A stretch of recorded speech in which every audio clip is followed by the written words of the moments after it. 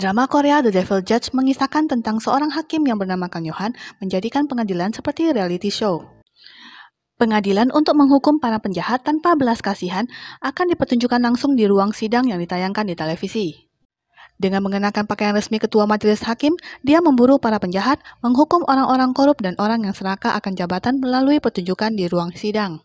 Kang Yohan selalu memberikan aura misteri di sekitar dirinya, namun sebenarnya dia memiliki sebuah rahasia yang tidak diketahui oleh siapapun. Kang Yohan memiliki musuh bebuyutan bernama Jung Sun Ah. Jung Sun Ah adalah Direktur Eksekutif Yayasan Tanggung Jawab Sosial. Di sisi lain ada Kim Ga-on, hakim pemula yang telah mengalami masa-masa sulit sejak orang tuanya meninggal ketika masih kecil dan berhasil setelah melakukan banyak usaha. Kim Ga-on memiliki teman sejak kecil, seorang detektif cantik bernama Yoon Sun Hyun. Yoon Soo Hyun berusaha mengungkap rahasia Kang Yohan. Dan inilah rekap drama Korea The Devil Judge episode 1. 2 tahun silam, Korea sedang dilanda wabah virus yang membuat banyak perusahaan bangkrut dan orang-orang kehilangan pekerjaannya. Yang akhirnya menyebabkan kerusuhan di mana orang-orang pun mulai menjarah dan pengangguran di mana-mana. 2 tahun pun berlalu. Presiden Korea bernama Ho Jung-se berjanji akan membuat negaranya Korea kembali menjadi jaya. Untuk membangun kembali negara harus memulihkan hukum dan ketertiban terlebih dahulu. Dan untuk pertama kalinya dalam sejarah, Presiden membuat pengadilan yang akan disiarkan langsung di mana rakyat yang akan menjadi jurinya, dan menunjuk Kang Yohan sebagai hakimnya. Kim Ga-on menjadi hakim pembantu pengadilan reality show. Dia lalu mengunjungi Profesor Min Jun-ho yang kini sudah menjabat sebagai hakim agung. Profesor Min lalu mengajak Ga-on ke ruang sidang di mana pengadilan reality show akan berlangsung. Profesor Min meminta Ga-on untuk mengawasi Kang Yohan. Setelah bertemu dengan Profesor Min, Kim Ga-on lalu pergi ke ruangan Kang Yohan untuk memperkenalkan diri. Ternyata sebelumnya, Kang Yohan sudah memeriksa data pribadi mengenai Kim Ga-on. Hakim pembantu Kang Yohan bukan hanya Kim Ga-on, ternyata masih ada seorang wanita bernama Oh Jin-ju yang terpilih menjadi hakim pembantu juga. Oh Jin-ju dan Kim Ga-on lalu menempati ruang kerja yang sama. Kang Yohan memilih kasus perusahaan Jul Chemical, Jo Il-du yang akan menjadi kasus pertama pada sidang reality show-nya. Ji Yun-sik merasa khawatir karena Kang Yohan memilih kasus Jo Il-du di mana kasusnya lebih sulit dibanding kasus lainnya. Apalagi tingkat kepuasan rakyat terhadap sistem hukum mereka sudah menurun menjadi 10%. Takutnya keputusan hakim tidak selaras dengan sentimen publik. Namun, Kang Yohan tetap yakin karena persidangannya nanti hanya bersifat transparan agar dilihat semua orang dan tidak akan dipimpin oleh rakyat. Kim Ga-on hendak pulang ke rumah. Tiba-tiba ada sebuah bus sekolah melaju kencang ke arah gedung Mahkamah Agung dan hendak menabrak seorang anak yang ingin menyeberang jalan. Ga-on yang melihatnya segera berlari ke arah anak kecil itu untuk melindunginya. Tiba-tiba Kang Yohan datang dan menembak ke arah supir bus sekolah yang membuat bus tersebut terguling. Melihat sang supir masih berada di dalam bus yang akan meledak, Ga-on segera membantu si supir keluar dari bus sesaat sebelum bus meledak. Tampak Presiden, Cha Kyung-hee, Menteri Hukum, So Jung-hak, Ketua Yayasan Tanggung Jawab Sosial, Min Yong-sik, Ketua Minbo Group, dan Pak Duman, pimpinan Sara Media, serta Jun Sun Ah sedang melihat berita mengenai supir bus yang hendak menabrakkan diri ke Mahkamah Agung sebagai bentuk protes karena tidak puas dengan berita surat penangkapan Jo Il-du yang telah ditolak atas kasus pembuangan limbah beracun. Jo Il-du adalah pemilik Jul Chemical. Di pertemuan ini, Presiden meminta Pak Duman untuk benar-benar mempersiapkan persidangan reality show agar berlangsung dengan lancar. Malamnya, Kim Ga-on yang sedang berada di rumah didatangi teman kecilnya Yoon Soo Hyun. Yoon Soo Hyun berprofesi sebagai detektif di kepolisian. Sejak kecil, Yoon Soo Hyun sudah menyukai Kim Ga-on sebagai seorang pria, namun Ga-on masih menganggapnya sebagai sahabat. Keesokan harinya, pengacara Ko In-guk datang menemui Direktur Jul Chemical Jo Il-du untuk membahas kasus pembuangan limbah beracun. Pengacara Ko akan berusaha membela kliennya agar Direktur Jul Il-du tidak bersalah atas tuduhan limbah beracun tersebut. Namun, jika ada masalah saat persidangan, mereka bisa mengatakan itu merupakan kelalaian profesional yang berdampak kematian. Dan hukuman atas kelalaian profesional hanya 5 tahun penjara. Dan kemudian setelah Jo Il-du menjalani 1 tahun di penjara, pengacara Ko akan membebaskannya dengan pembebasan bersyarat. Di tempat lain, Profesor Min masih bertanya-tanya alasan Kang Yohan harus memilih kasus Jo Il-du di persidangan pertamanya. Masalahnya, Jo Il-du adalah salah satu penyumbang terbesar Yayasan Tanggung Jawab Sosial. Dan persidangan reality show ini bisa terwujud atas bantuan Menteri Hukum dan Yayasan Tanggung Jawab Sosial. Kemudian, tim pengadilan reality show sedang rapat. Ji Yun-sik meminta Kang Yohan agar tetap mencatat kejahatan supir bus sekolah kemarin tanpa penahanan dan akan mengadilinya nanti. Namun, Kang Yohan tidak menyetujuinya. Menurutnya, seharusnya supir bus tersebut harus ditangkap atas kejahatannya. Kim Ga-on berpendapat lain. Putri dari supir bus yang berusia 3 tahun adalah salah satu korban dari kasus Ju Chemical. Dan neneknya bunuh diri karena hal ini. Surat penangkapan Presiden Jo Il-do ditolak, sedangkan supir bus ditangkap. Apakah ini adil? Kang Yohan menjawab, terdakwa Jo Il-do harus diadili agar kita tahu apakah dia bersalah, sedangkan supir bus itu tertangkap basah. Dan menjadi korban bukan berarti memiliki hak untuk menyakiti orang lain. Kim Ga-on sedih melihat berita mengenai korban dari Ju Chemical bukan hanya putri dari supir bus dan neneknya. Total korban meninggal dari insiden tersebut ada 11 orang, dan termasuk mereka yang masih dirawat di rumah sakit, total keseluruhannya menjadi 47 orang.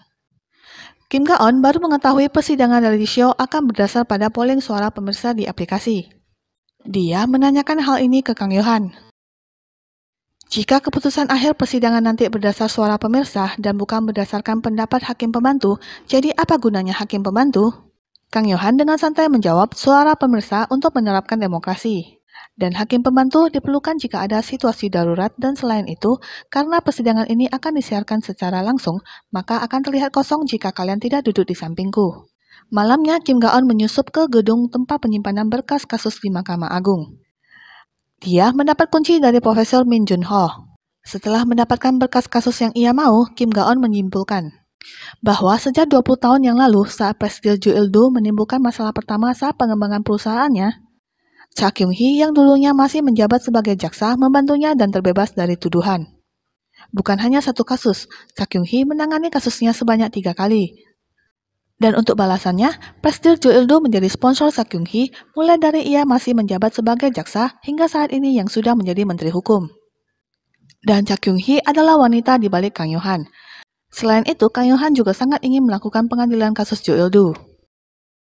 Jadi, persidangan ini memang untuk mengadili kejahatannya atau sebaliknya.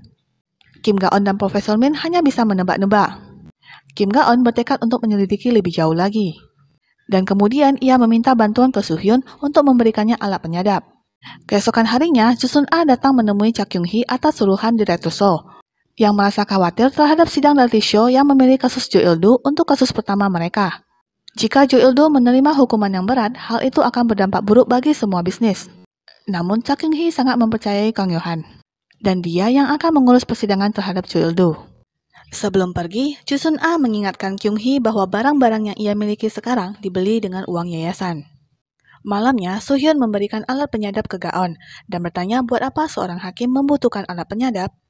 Namun Ga-on tidak mau memberitahukan alasannya. Mereka lalu mencoba alat tersebut. Seperti biasa, Soo-hyun menyatakan cintanya lagi. Kemudian karena mendapat pesan teks, Soo-hyun pun pergi. Sedangkan Ga-on masih mendengarkan hasil rekaman suara Soo-hyun berkali-kali. Tampak Kang Yohan datang ke daerah kumuh. Sepertinya ia sedang mencari sesuatu. Keesokan harinya, Kim Ga-on datang ke kantor pagi-pagi sekali. Ia menyusup ke ruangannya Kang Yohan untuk menaruh alat penyadap. Namun, Ga-on tidak menyangka Kang Yohan datang ke kantor lebih awal.